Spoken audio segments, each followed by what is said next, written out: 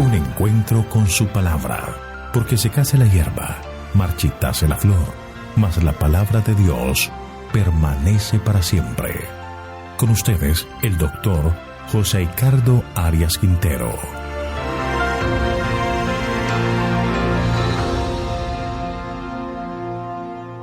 Vamos a estudiar Nehemías capítulo 10. El pueblo se compromete a obedecer la ley. Te invito a orar. Padre nuestro que estás en el cielo, santificado sea tu nombre. Alabado y exaltado sea, Señor, por tu gran bondad. Te pedimos, Padre, que vengas a dirigirnos en el estudio de tu palabra, que nos ayudes a entenderla y a guardar sus enseñanzas para compartirla con otros. Gracias, Señor, por tu gran amor, pues lo pedimos todo en Jesús. Amén.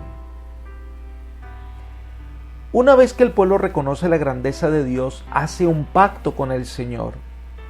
Mirar el amor de Dios, ver sus maravillas y no hacer compromisos con Dios nos convierte en espectadores y no protagonistas de la salvación. Uno de los grandes problemas que enfrentamos hoy es que la gente no quiere compromisos, pero salvación sin compromiso no existe. Dios espera que tú hagas un pacto con Él, que puedas caer a sus pies y rendir tu vida a Él. Esa fue la experiencia de Israel. Hicieron el pacto y lo firmaron. Hicieron un compromiso real con Dios. Los primeros en firmar los podemos ver en los versículos 1 al 8. Leamos. Los que firmaron fueron Nehemías, el gobernador, hijo de Acalías, y Sedequías, Seraías, Azarías, Jeremías, Pasur, Amarías, Malquías, Atús, Sebanías, Maluc, Arim, Meremot, Obadías, Daniel, Ginetón, Baruc, Mesulam, Abías, Mijaimín, Maasías, Bilgai y Semaías. Estos eran sacerdotes. Nehemías, cuya influencia sin duda respaldaba el largo discurso de los levitas registrado en el capítulo anterior, puede haber sido el padre espiritual del pacto que se formula en este pasaje. Dio el ejemplo al ser el primero en firmar el documento. Después le sigue Sedequías, que al parecer era el secretario del gobernador. Y los 21 hombres que siguen son los sacerdotes y debían ser los primeros en guiar al pueblo a una dedicación total al Señor. Los que siguen, versículos 9 al 13. Luego los levitas, Jesúa, hijo de Asanías, Binui, de los hijos de Enadad, Cadmiel y sus hermanos Sebanías, Odías, Kelita, Pelaías, Anán, Micaía, Reob, Asabías, Sacur, Serebías, Sebanías, Odías, Bani, Beninu. Son los levitas que tenían en el deber de enseñar al pueblo. Siguen en la lista las cabezas del pueblo, versículos 14 al 27. Los jefes del pueblo, Paros, Pahat Moab, Elam, Satú, Bani, Buni, Axdad, Bebai, Adonías, Bigbai, Adín, Ater, Ezequías, Asur, Odías, Asum, Besaí, Arif, Anatot, Nebai, Magpías, Mesulam, Esir, Mesesabeel, Sadoc, Jadúa, Pelatías, Anán, Ananías, Oseas, Ananías, Asub, Alojes, Fila, Sobek, Reum, Asapna, Maasías, Ahías, Anán, Aluc, Arib y Baana. Estos son las cabezas de las familias que representan las personas más influyentes de toda la nación. El resto del pueblo y lo que firmaron está en los versículos 28 al 31. Leamos. El resto del pueblo, los sacerdotes, levitas, porteros, cantores, los sirvientes del templo y todos los que se habían apartado de los pueblos de las tierras para cumplir con la ley de Dios, con sus mujeres, sus hijos e hijas, todos los que tenían comprensión y discernimiento, se reunieron con sus hermanos y sus principales para declarar y jurar que andarían en la ley de Dios, que fue dada por Moisés, siervo de Dios, y que guardarían y cumplirían todos los mandamientos, decretos y estatutos de Jehová nuestro Dios, y que no daríamos nuestras hijas a los pueblos de la tierra, ni tomaríamos sus hijas para nuestros hijos. Asimismo, que si los pueblos de la tierra vinieran a vender mercaderías y comestibles en sábado, nada tomaríamos de ellos en ese día ni en otro día santificado, y que el año séptimo dejaríamos descansar la tierra y perdonaríamos toda deuda. Este pacto firmado en la época de Nehemías fue firmado por el gobernador, los jefes de todas las familias sacerdotales, los jefes del pueblo y el pueblo en general, sea hombre, mujer o joven. Este pacto que el pueblo hizo tenía 5 asuntos importantes. El primero, un compromiso de andar en la ley de Dios. ¿Y cómo saber lo que la ley de Dios espera de nosotros? Pues para ello debemos leerla y aplicarla a nuestra vida. Un pacto que se basa en conocer la palabra de Dios, conocer la voluntad de Dios y cumplirla. En segundo lugar, separación de las naciones paganas. No dar las hijas a los paganos y no tomar de sus hijas para los hijos de Israel. Esto permitiría que la idolatría fuera dejada fuera del círculo más importante, el hogar.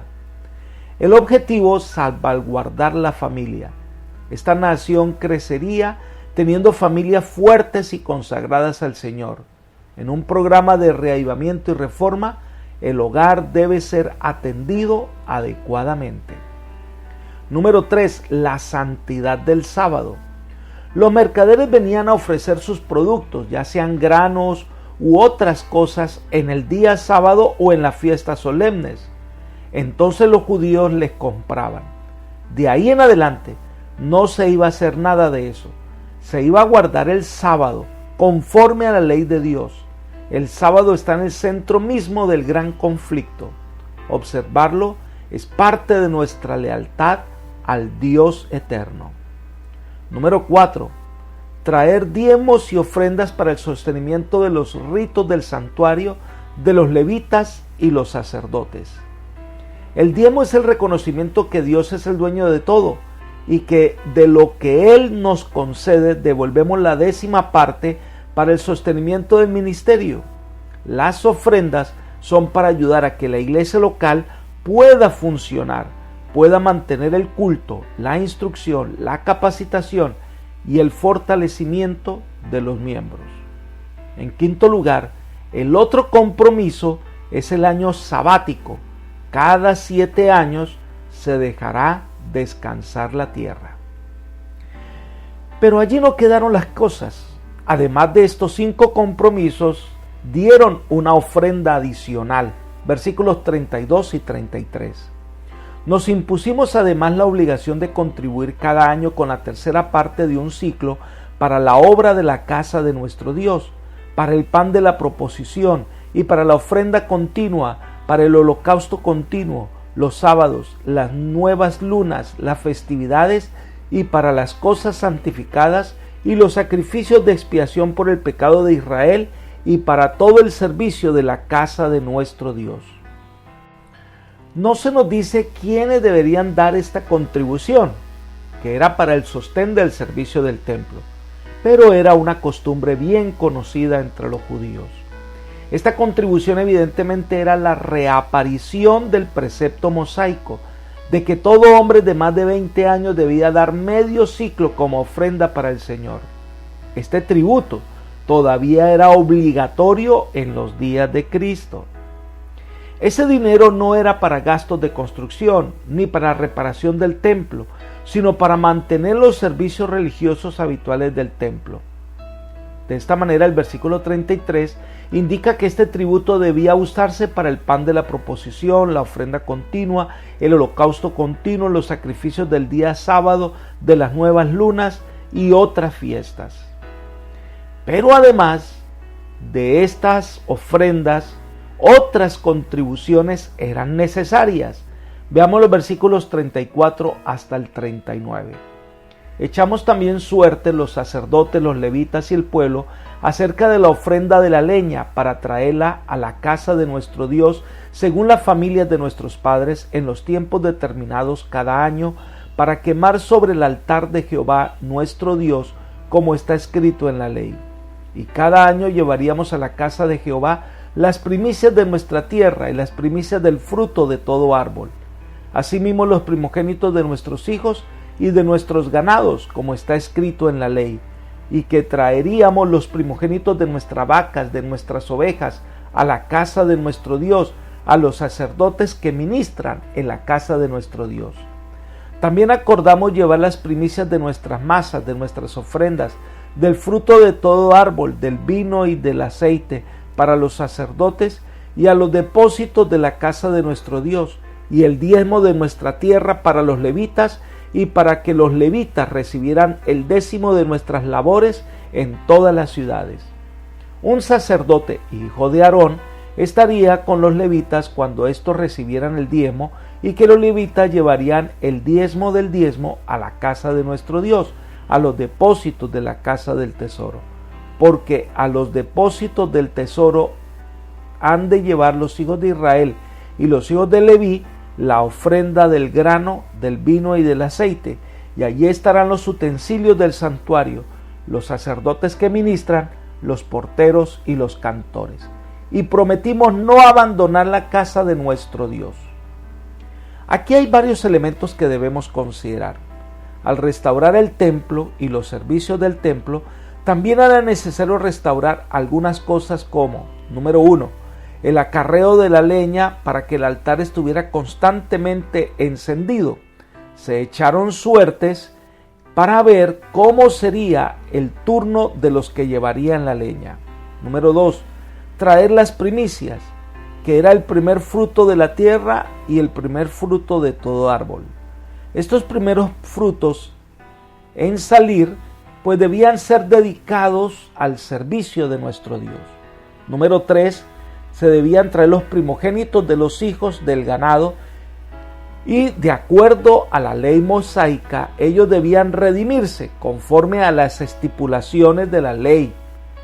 Lo mismo debía hacerse con los animales inmundos. Los primogénitos de los rebaños y de las majadas debían ofrecerse en el altar. También se ofrecían las primicias de la masa, del vino, del aceite, que debían ser llevados al templo donde eran almacenados para ser usados en diversos ritos y ceremonias. En cuarto lugar, además del diezmo de la tierra, al parecer muchos habían descuidado la devolución del diezmo y como resultado los sacerdotes y levitas no podían atender debidamente sus tareas en el templo porque se veían obligados a ganarse la vida de otro modo. En esta ocasión, el pueblo prometió solemnemente entregar otra vez los diezmos de la tierra.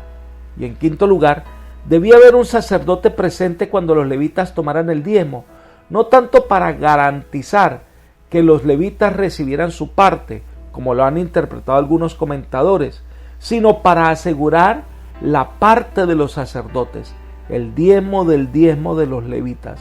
Según este versículo, el diezmo debía ser transportado a Jerusalén por cuenta de los que lo recibían, y era tan solo justo que el sacerdote participara del trabajo de llevarlo allí. Este reglamento también debe haber tenido el propósito de garantizar el debido manejo de los fondos sagrados. La presencia de representantes de las dos órdenes eclesiásticas cuando se recibiera y repartiera el diezmo ayudaría a evitar la malversación de esos fondos. Esto iba a garantizar el uso adecuado del recurso y el compromiso que los sacerdotes y levitas no iban a abandonar el servicio del santuario.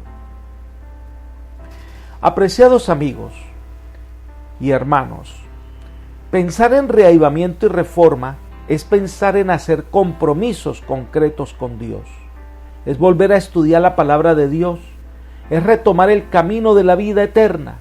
Hoy el Señor necesita miembros comprometidos que deseen servirle de corazón. ¿Cuenta el Señor contigo? Espero que sí. Te invito a renovar tus votos de fidelidad al Señor y que le sirvas con alegría de corazón, porque grande es Dios y digno de toda alabanza. Amén.